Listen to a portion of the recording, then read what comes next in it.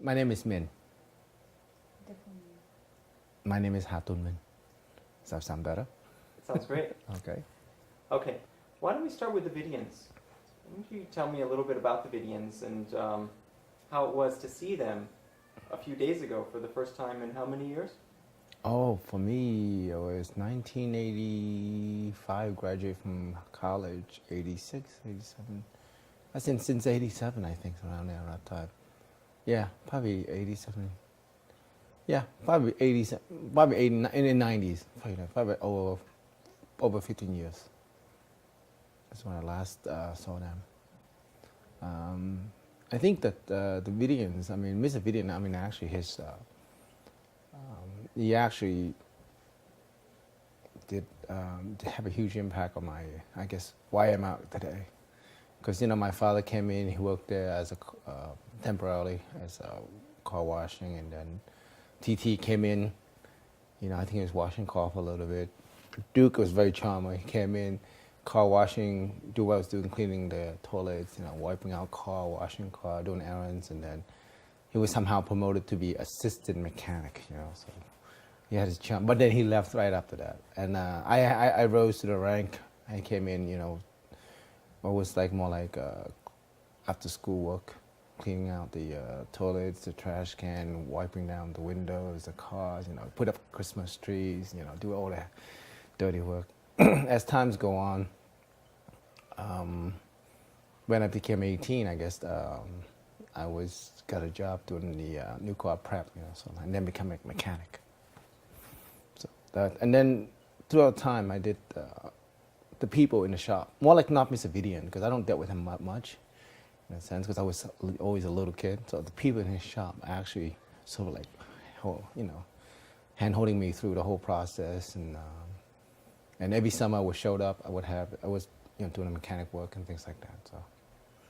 So I was very happy to see him. I always want to go back and see him, but never had the opportunity to go back to Philadelphia because there's no business there for me to go back.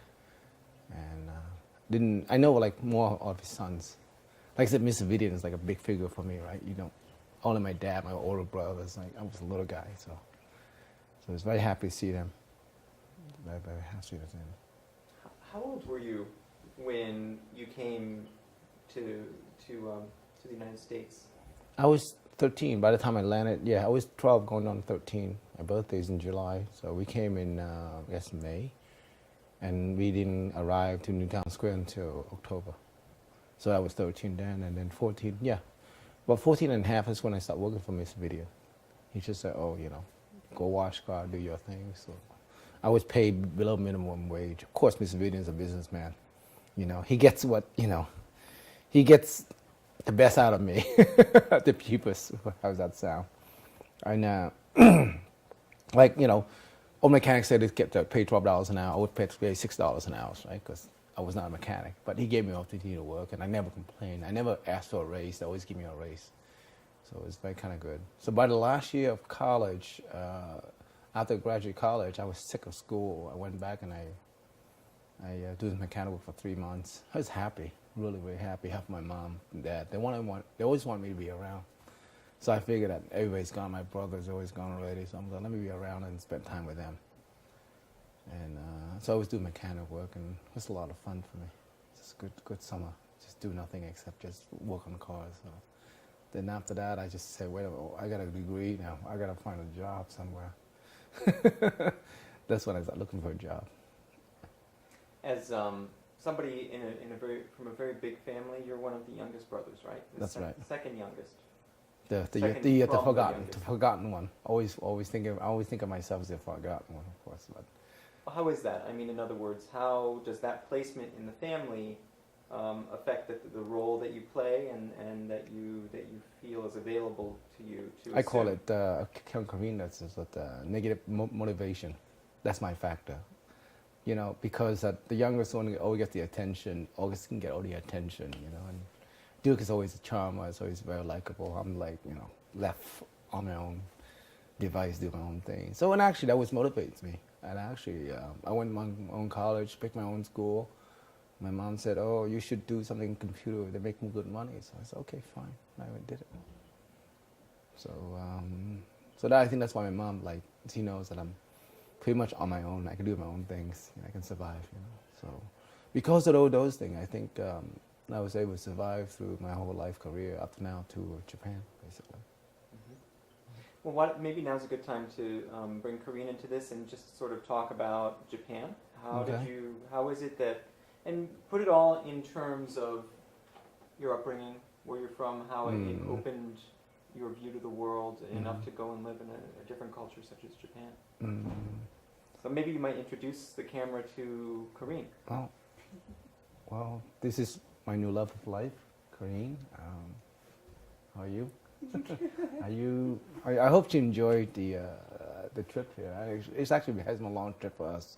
We actually went through Brazil to see her parents for the first time, and for Japanese culture, and both of us very well off. To introduce your parents to your loved one, it's have a huge impact. Something imminent is going to happen in that sense. But let's keep it that way. But that's. And my mom likes her a lot, so which is really funny, I took her here to see my sister, 7-8 months ago, right? And my mom knocked on the door after we came home from a play, and my sister, he said, it's 1 o'clock in the morning. He said, I want to talk to Karine. I said, I want to talk to her. Not Karine, I want to talk to her. I said, Mom, it's 1 o'clock. We got to go tomorrow. I said, okay, we'll talk tomorrow. I said, no, you guys don't have time tomorrow. I want to talk to you now. I said, okay, fine. So here's my mom, here's Karine, here's me. I'm translating at the same time, Yeah. Oh, you're a good family, Oh, yes, you're Catholic, and so on. So accepts it.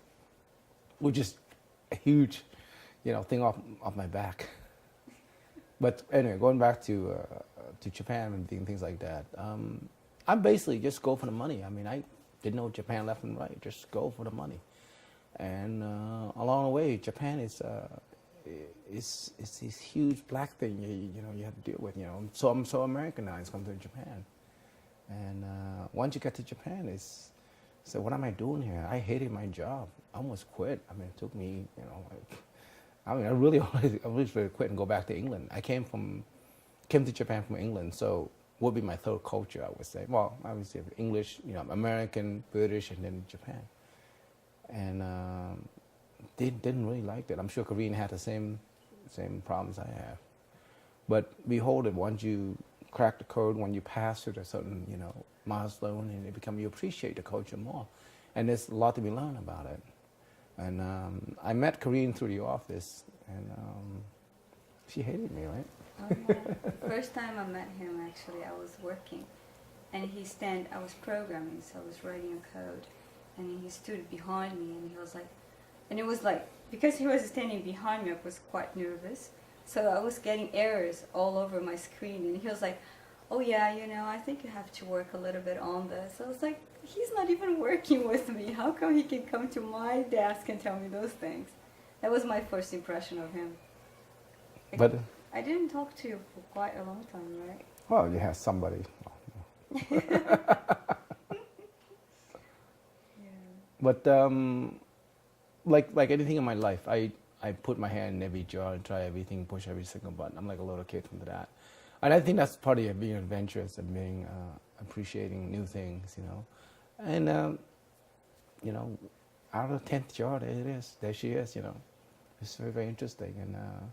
And what have I learned it's going to come down to persistence, right? And that persistence came from my background, I guess. You work hard for what you have. You earn your money and you do your things, and you like something, you want something, you work for it. And all my life, I never had anything on my hand. It was never given to me, And my mom would like, oh, can I have someone borrow some money? Give it to my older brother. I said, no, I don't want to do that. I work for this money, But that's my mom, that's my dad. So you can't really think so much of that. But where did you learn? Where did you learn that approach to life and to business from?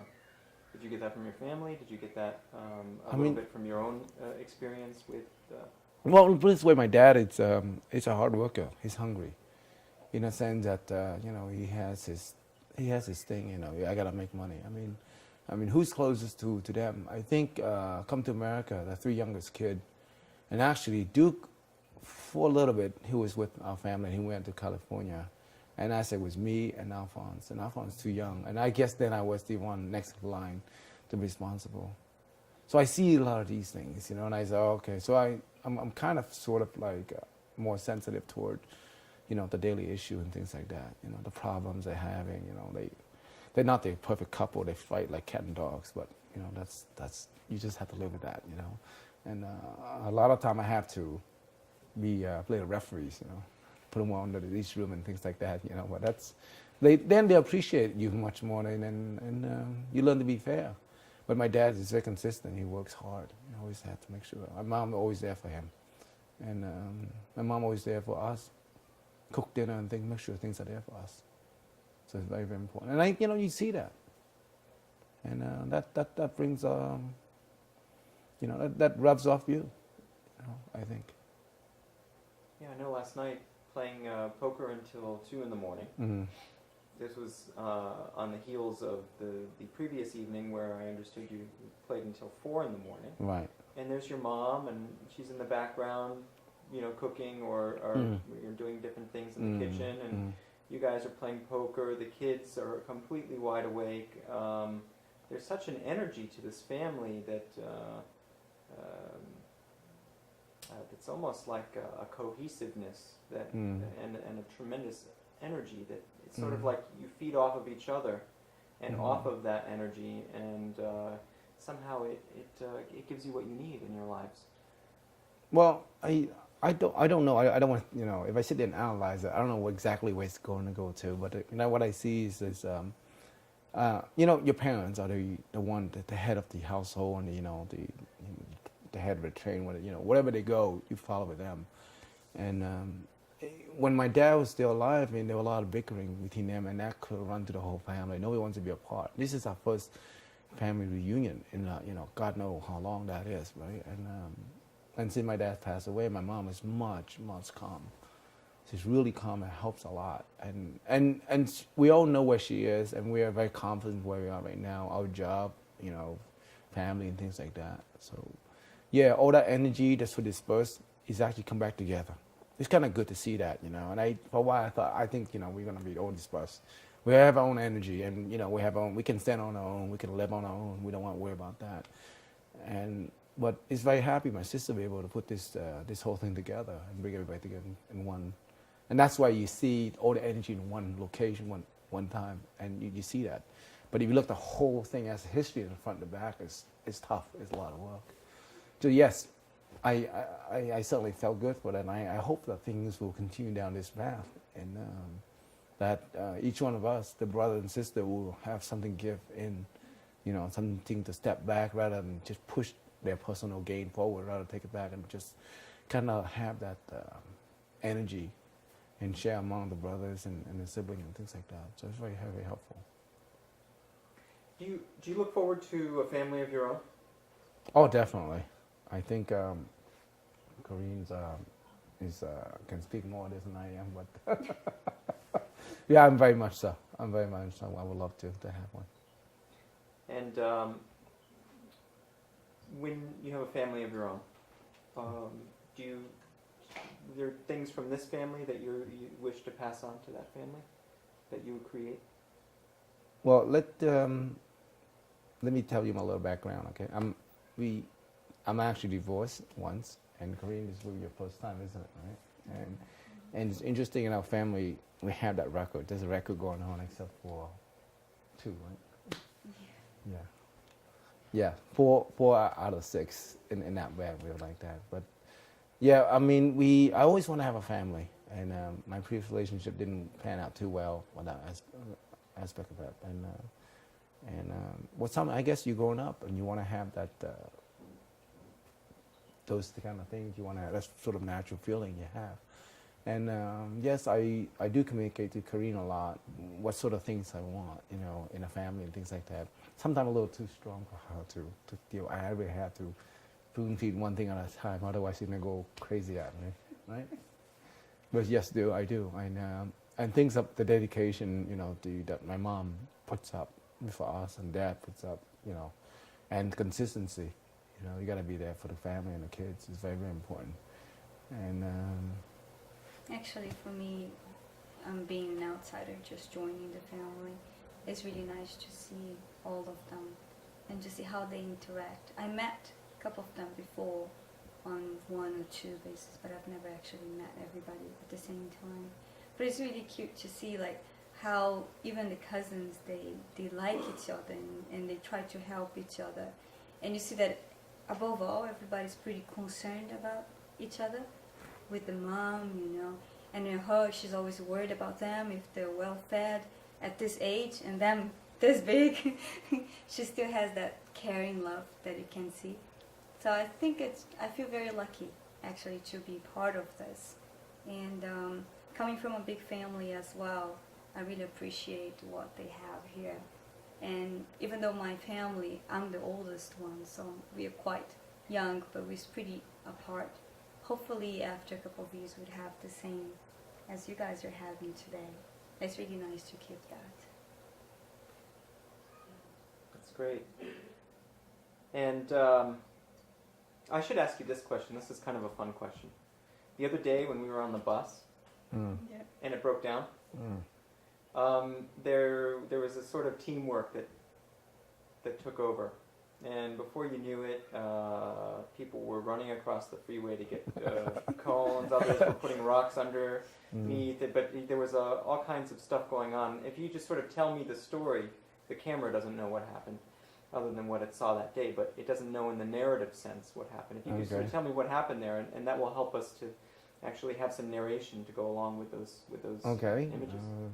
What happened? Where were we? What happened? I guess coming down on the freeway to before you get to San Francisco, before you get to the bridge, I know Sausalito, I guess the bus broke down. But boy, I know I was sitting there vegging and enjoying myself, and suddenly this bus is stopping. We didn't know what happened, right? And I think Judine was saying something, but somebody said bus broke down, and I went up front, and she's trying to have the bus going, so I couldn't get it going. And regardless, my oldest brother, Augustine, said, "Oh, when you turn the thing off, turn it back on again." And she did to turn it off, and she couldn't start it. You know, she's panicking. And this is a bus, so of course I was a mechanic, and I knew right away, you know, you turn off the bus, you're going to run out of air very soon because it's all air brakes, right? And I said, oh, air brakes? Oh, no air, no power, no brakes, you know, and this is a bus. So, and then immediately I see her panicking. So I could sit in the seat, and I knew exactly what had to be done, you know. But it's not my car, it's not my car. I just take a step back. Went to see the bus rolling back. I said, wait a minute. I put some rocks in. I looked down outside. I said, let's get some rocks. So Francis, Augustine's son, you know, said, let's go get some rock and bring it down. We just ran out and get some rock and just jam in the back of the tires. I noticed that, you know, you got 23, 24 people, and half of them were kids, and, you know, on a highway and on a hill. You don't want to be, you know, I would think of danger right away, and I just ran out there and put the rock underneath, and Augustine, with him running across the street and get to the cone. Why? I don't know why, but you don't have to do it. That cone's up above the head, you can see. But, you know, he's a bit crazy, I thought, but not at his age. But once I jammed the rock, I'm happy. I was like, fine, whatever happened next is okay. The bus is going to go anywhere. So Francis and I did a good job, make sure the bus not going to roll back. And then the lady, I was calm after that and said, okay. But that's where I felt the danger. I felt the danger, right? And I just did it. I just said, Francis, run out, get a rock and put it there. And I'm sure, Dean, you heard what I said, right, at that moment, right? I was on the bus driver, oddly enough, when the bus broke down. So it's all on tape. I didn't stop filming. Well, I mean, that you know, I sensed the danger. I sensed it. Said, you know, she said no power. Like, oh, and you know, and actually going back to Mr. Vidian, I operate a tow truck. Part of my new, you know, what do you call these sorority and fraternity? What do you call it? Initiation thing. I towed cars, you know, for the first 3 months.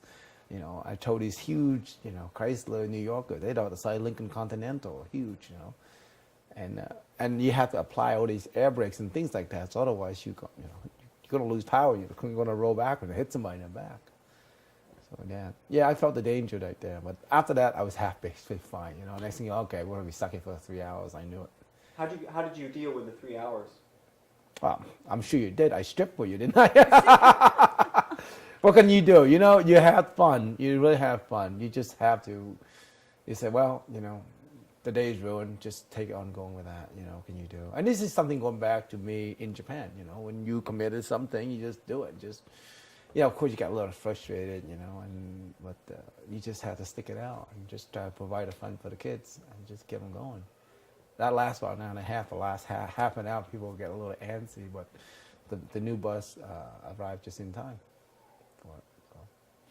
Do you think that the way you and your family responded to this, it speaks volumes to your family, and that attitude in responding to difficult situations has seen you through these 30 years to your various states in life? Put it this way, I don't know apply or not these things, but you know, Augustine was a Boy Scout, TT was a Boy Scout, I was a Boy Scout. We're all sort of like kind of handy in our way, solving problems, solving in a crisis moment. I think there's a moment of crisis, and we just got up and just be the leader, listen to each other, and just, you need to do this, you need to do that, you need to do that, right? And that's it. You know, I just get up and say, listen, just be calm this or whatever, just do this. And once the crisis is over, we're done. That's it. And I think that may work in a family naturally, I'm not sure. But in our case, we each know what you have to do to get the job done. You know, be it, you know. Just like coming down to dress, everybody's like, no, we don't want to get dressed, we don't want to, we're tired, you know, and we don't want to go to dinner. I was very tired, I fell asleep at the dinner table, but you know, she brought the Vietnamese aoyai, you know, and I said, okay, let me bring a tuxedo and I was very tired. I said, well, I'm here, I got to put on a tuxedo, well, you know, I'm here to do it, so I want to do it, so we have to do it. And then when I seen people start seeing me doing, Leverett was doing that, and they realized, okay. And Yumi was like, she wasn't going to do it, and Duke saw, and the kids want to do it, so suddenly, at the end of the day, we were tired, but we all had put our best foot forward and have a good dinner. So be it, we're tired, but that's, you know, that's unfortunate about that. But in the end, you know, we made up a lot of ground, and it turned out to be a good, you know, good dinner, things like.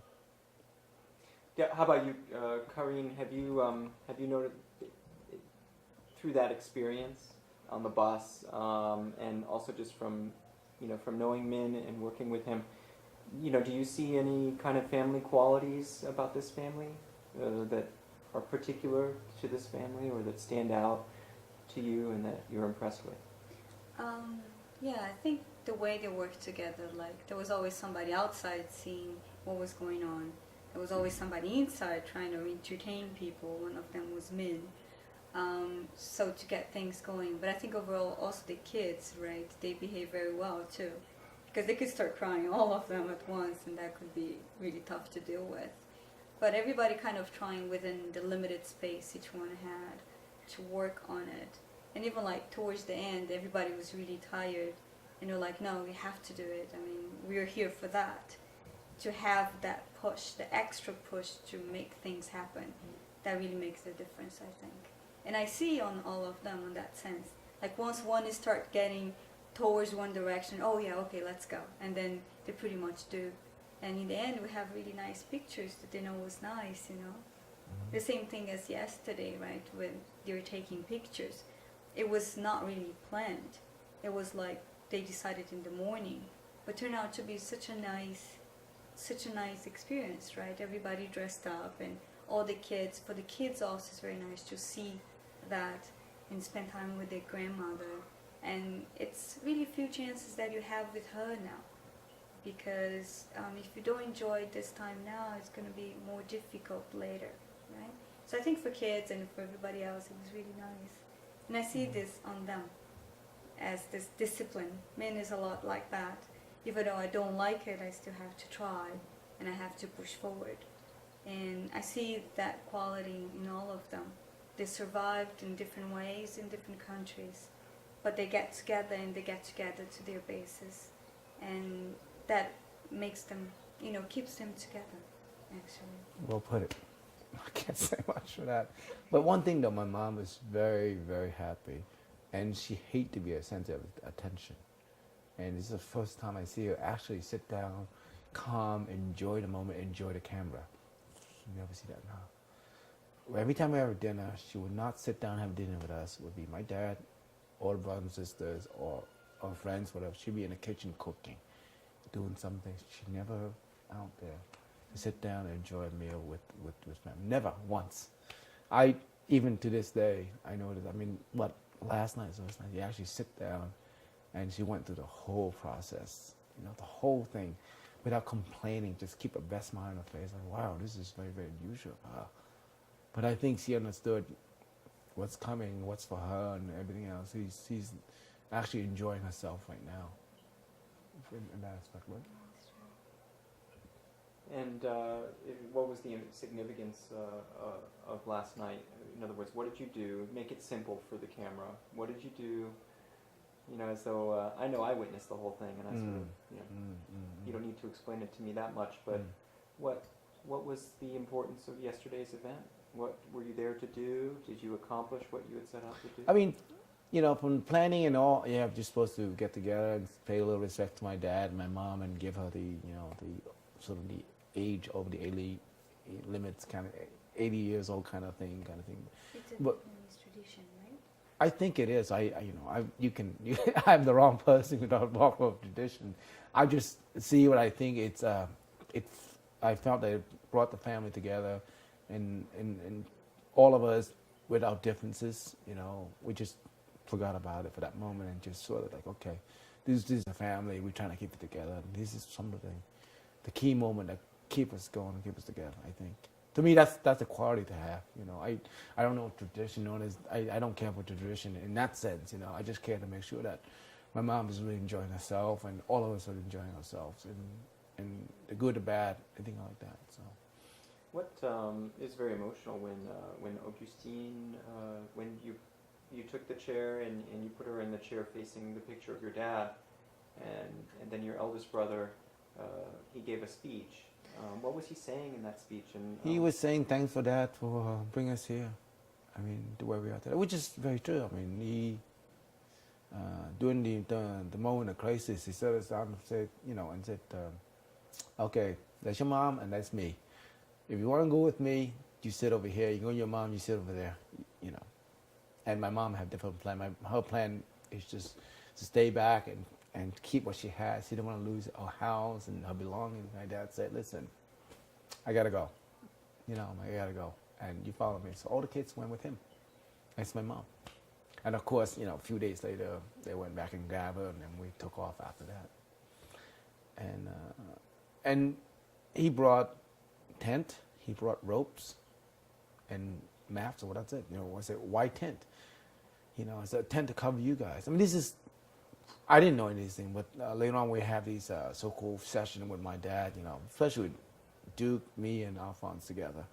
Every Sunday afternoon, 6 to 8 o'clock, we would sit there and, you know, blubber for 2 hours. He's like, oh.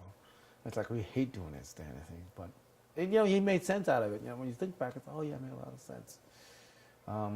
The tents were meant to cover us from the rain and the sun. The ropes were meant to tie us all together. So we die one together. So that's what he said. That's what he meant by it, which is true. I mean, your moment of crisis, the rope to help keep you together. And family of 8, right? That's huge. You know, by any size, to bring the family and keep it together in one piece. You know, nobody has a nick.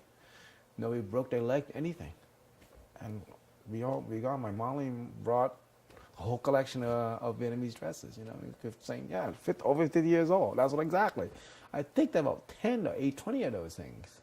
And all the pictures you saw. You think, you know, just think about that. That's just like mind-boggling. My mom said, no, I got to bring all these stuff, 2 boxes of these things. You know, she had to say, oh, I have a much more family picture, but she brought those.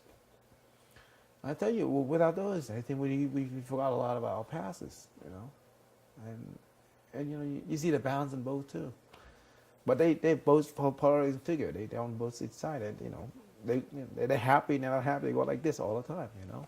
It's very, very interesting, and so you know, to take a lesson from life and from them is, you know, you take the best out of them and just use that and apply it to yourself.